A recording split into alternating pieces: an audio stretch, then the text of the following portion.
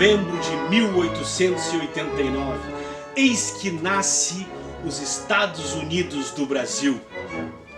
Através de um golpe, gente. É um golpe militar, em que os milicos, o alto escalão do exército brasileiro e os grandes cafeicultores, principalmente da região de São Paulo, do Sudeste, e algum pessoal da classe média realizam o fim do Império do Brasil, depõem o imperador brasileiro Dom Pedro II e consolidam a República Brasileira sob a égide do positivismo, com os lemas da ordem e do progresso.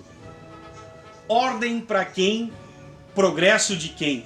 Afinal, a população brasileira pobre, ex-escravos, negros, imigrantes, operários, assistem aquilo distante, sem simplesmente saber direito o que estava acontecendo. Cabe destacar que inclusive o próprio golpista Marechal Deodoro da Fonseca, dizia minha avó, aquele que tem uma perna grossa e outra seca, ele era amigo do Dom Pedro II e acabou dando um golpe. Isso eu conto pra vocês lá, assiste lá o terceiro vídeo, terceiro episódio sobre o segundo reinado, em que ali eu dou mais detalhes desse momento. Porque eu quero contar pra vocês sobre a República da Espada, a Primeira República. Esse período que começa em 15 de novembro de 1889 e se estende até 1894. Um detalhe importante, esse é o período da primeira Constituição Republicana. Aquela Constituição em que vai dividir o poder em três, baseado inclusive na Constituição dos Estados Unidos. Não é à toa que o Brasil vai se chamar, o primeiro nome do Brasil vai ser Estados Unidos do Brasil. Essa Constituição de caráter liberal, em que vai separar Estado e Igreja, até então, durante o Império, valia o registro do batismo, não existiam os cartórios civis. A partir da nova Constituição nós teremos o registro civil de casamento, de nascimento, de óbito. O poder será separado em três: executivo, legislativo, judiciário. Que mais que nós teremos de interessante? Deixa eu me lembrar aqui, deixa eu pegar uma colinha aqui, deixa eu ver que tem uma colinha aqui da questão da nossa Constituição, a divisão dos poderes. O voto, gente, agora as pessoas vão poder votar. Epa! Nem todo mundo vai poder votar, né? Olha só, mendigos, soldados, religiosos sujeitos à obediência eclesiástica e mulheres vão ficar de fora desse processo. E um detalhe, o voto não é igual a urna secreta. O voto, ele é aberto. Chega lá e canta a pedra. Eu vou votar no Zezinho, no Guinho, no Luizinho. E aí tu votava. Isso vai dar o chamado voto de cabresto. Mas a gente vai falar disso depois, na chamada República do Café com Leite.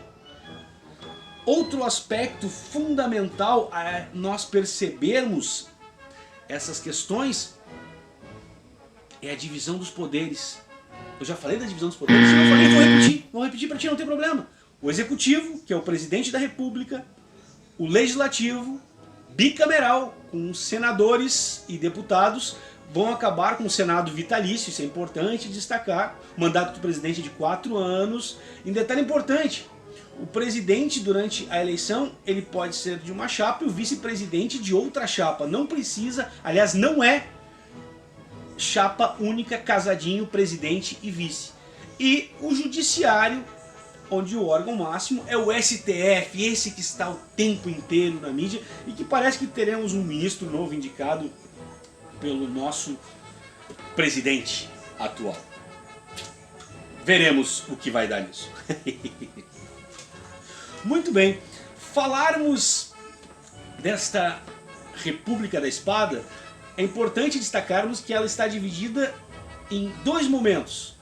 O governo do Marechal Deodoro da Fonseca e depois do Marechal Floriano Peixoto.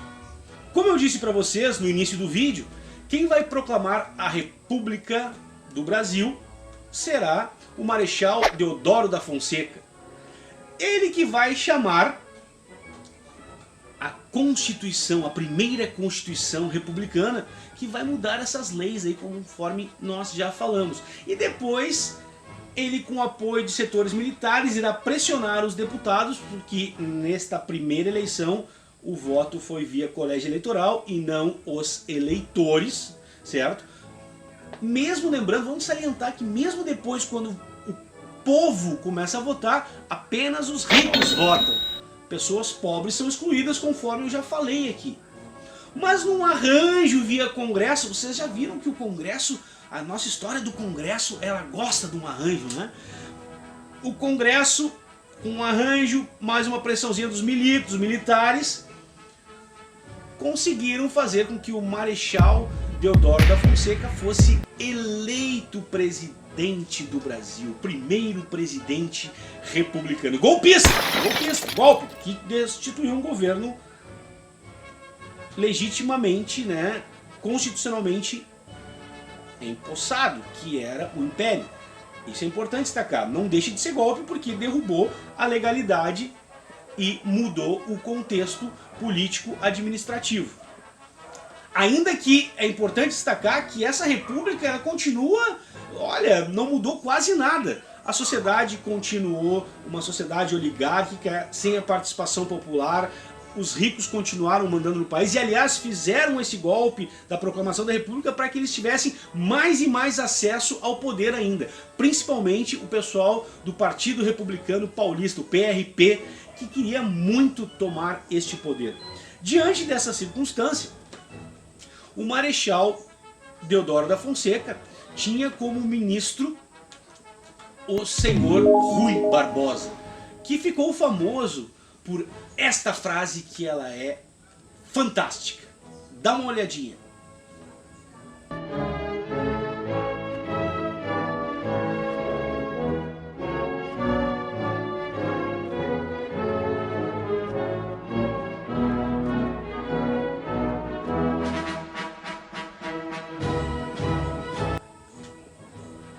Dá pra pensar bastante. Parece que ele tá dizendo isso hoje, né? Não parece? Eu acho, sempre que eu leio isso, de pô, mas o cara parece que tá aqui no século XXI. Fantástico. Mas o Rui Barbosa, ele, bem intencionado e de boas intenções, o inferno está absolutamente cheio. Ele cometeu um erro grave, que ficou conhecido como política do encilhamento. A ideia do Rui Barbosa era o seguinte: nós precisamos desenvolver a indústria e o comércio. Como podemos fazer isso? Vamos criar moeda, vamos fazer dinheiro. E permitiu que alguns bancos privados pudessem emitir papel moeda. Óbvio que os caras emitiram papel moeda à torta e à direita. O que isso tem como consequência? A desvalorização da moeda, os caras investiram no mercado de ações, na bolsa de valores, por isso política de encilhamento, os caras como se encilhassem cavalos, fossem correndo para a bolsa de valores para vender esses papéis moeda e fazer fortuna, criaram empresas fantasmas que só existiam no papel, e isso gerou uma crise absurda, quebrando comércio, bancos, fábricas e, além de tudo, entortou o nariz dos latifundiários brasileiros, dos grandes proprietários de terra, que diziam que o Brasil tinha uma vocação agrícola. A vocação do Brasil era para a agricultura, o que nós chamamos hoje de commodities. Olha que bonito, né? Commodities, o termo, commodities. Aprenda esse termo aí, já pensou chegar no colégio e dizer para o professor: professor, o Brasil ele tem essa vocação para commodities, né? Embora o que faça dinheiro, faz o país se desenvolver, é a tecnologia e a informação e a educação que desenvolvem produtos industrializados. Isso é o que gera dinheiro para o país, e a gente tem que fazer o Brasil pensar nisso com muito carinho, investindo na educação, tecnologia e ganhando autonomia industrial com tecnologia própria. Mas isso é uma outra história. Diante disso, então, com a crise financeira provocada pela política de encilhamento, O nariz torcido dos grandes proprietários de terras, cafeicultores, que outrora estavam do lado do Marechal Floriano, já não estavam mais. Eles começam, através do Congresso, a pressionar o Marechal Floriano, que decidiu fechar o Congresso Nacional. Quando ele decidiu fechar o Congresso Nacional, gente, deu um rebu para tudo que é lado. Teve greve na Central do Brasil, teve gente se manifestando das oligarquias no Congresso, que fechou por sinal. Inclusive o pessoal da Marinha fez a primeira revolta armada. Ameaçaram de bombardear o Rio de Janeiro. Os navios que estavam atracados na Baía de Guanabara ameaçaram bombardear o Rio de Janeiro. Marechal Floriano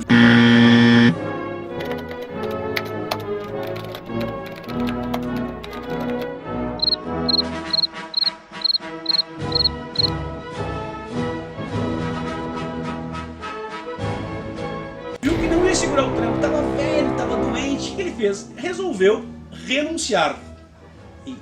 Então, quem assumiu foi o seu vice, Marechal Floriano Peixoto.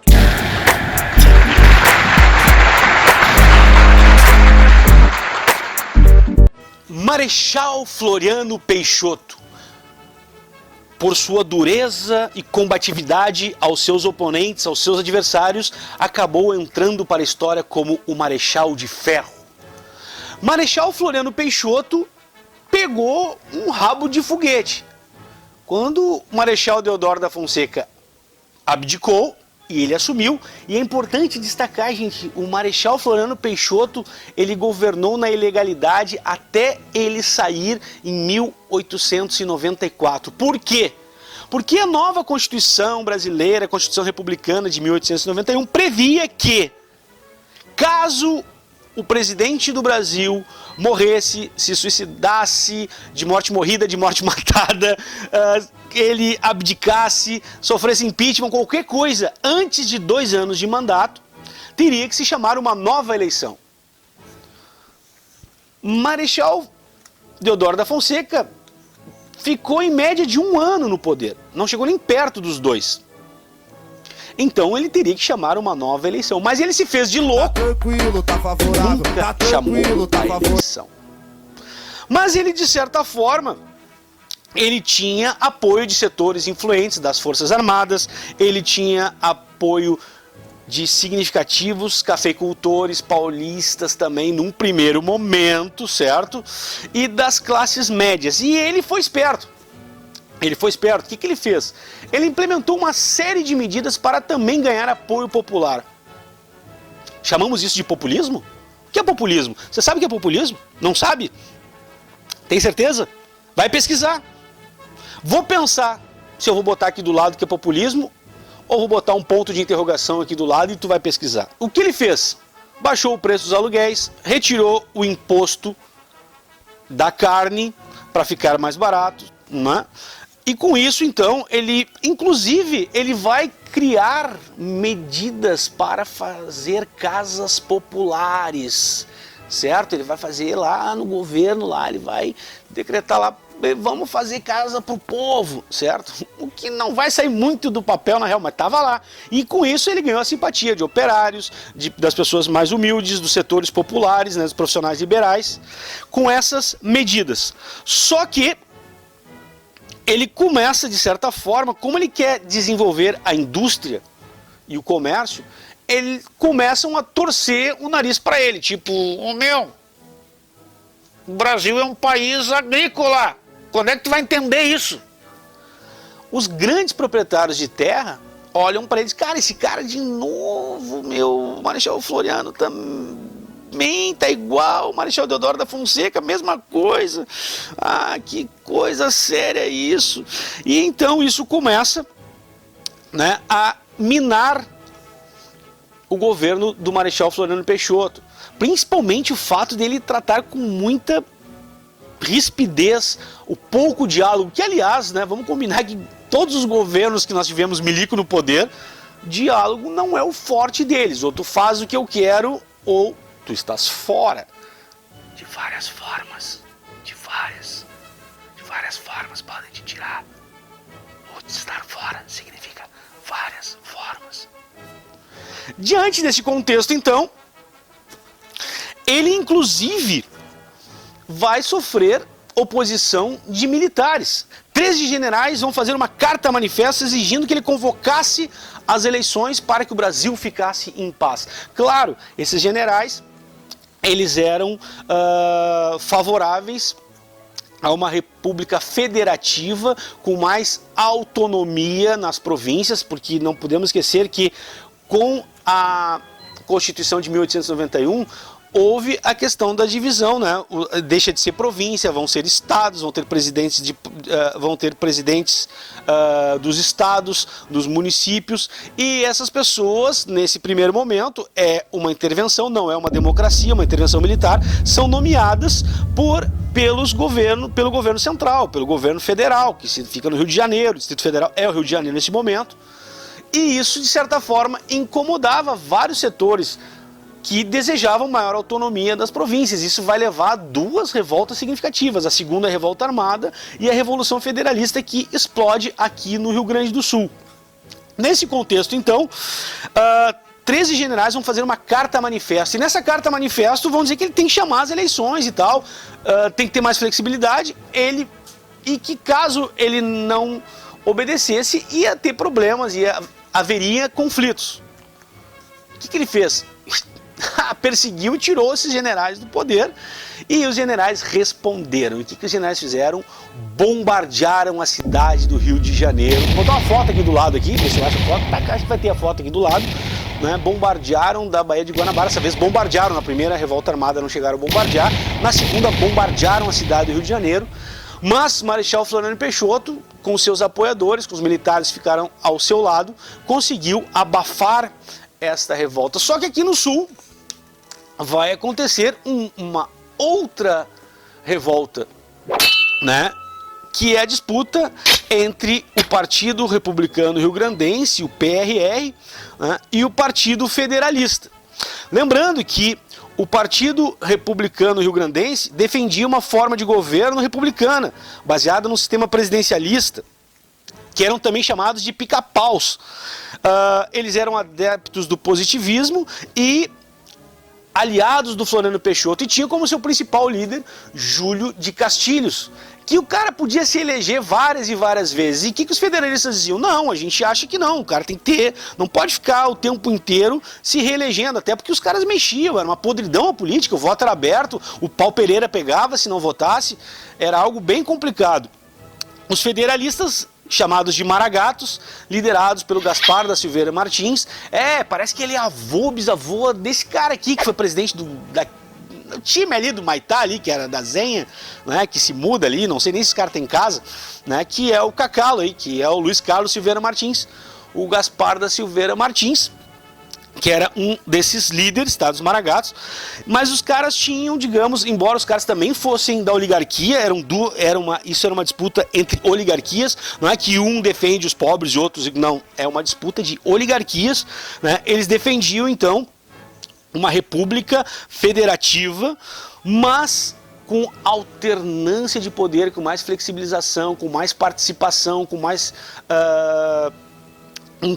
acesso à iniciativa privada, e também defendia o sistema parlamentarista, ou seja, que o Brasil tivesse um presidente da República e um primeiro-ministro, ou seja, um chefe de governo e um chefe de Estado, tá certo? Isso é importante entender o porquê desse contexto, desta revolução que foi terrível, que morreram milhares de gaúchos, né? Se estendeu por Santa Catarina, Paraná, até alguma coisa no Uruguai.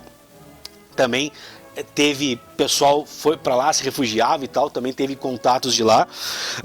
Mas eles acabaram, né, com o Marechal Floriano Peixoto ao lado do Partido Republicano Rio-Grandense. Obviamente que eles conseguiram abafar os federalistas, mas sem que isso não tivesse muitas mortes. Essa revolução ficou conhecida como a Revolução da Degola, porque os caras não tinham como sustentar os prisioneiros, e tanto de um lado quanto de outro, os caras degolavam os prisioneiros. Aí eu recomendo que tu assista um filme maravilhoso do Tabajara Ruas, chamado A Cabeça de Gumercindo Saraiva. Pois bem, até que chega um momento em que esses governos se esgotam o tempo deles e em 1894 teremos eleições na qual vai ganhar o presidente civil, o primeiro presidente republicano civil chamado Prudente de Moraes, dando início à chamada República do Café com Leite, que se estende até 1930. Mas isso é uma história que eu vou te contar no próximo vídeo. Eu espero que vocês tenham gostado. Aqui embaixo, tá, na descrição do vídeo, tem um polígrafo de História Geral do Brasil que tu pode baixar. Tem um PowerPoint também que ajuda bastante a entender. Até se tu quiser dar uma aula, professor ou aluno, um trabalho, pode utilizar. Se tu não é inscrito no canal, te inscreve aqui, deixa nos comentários aqui embaixo do que tu achou, sugere uma videoaula, tá? E a gente também tá no Instagram, tá no Facebook, procura lá Professor Ranir no Facebook. Um grande beijo para vocês, até a próxima, pessoal. Tchau, tchau, valeu!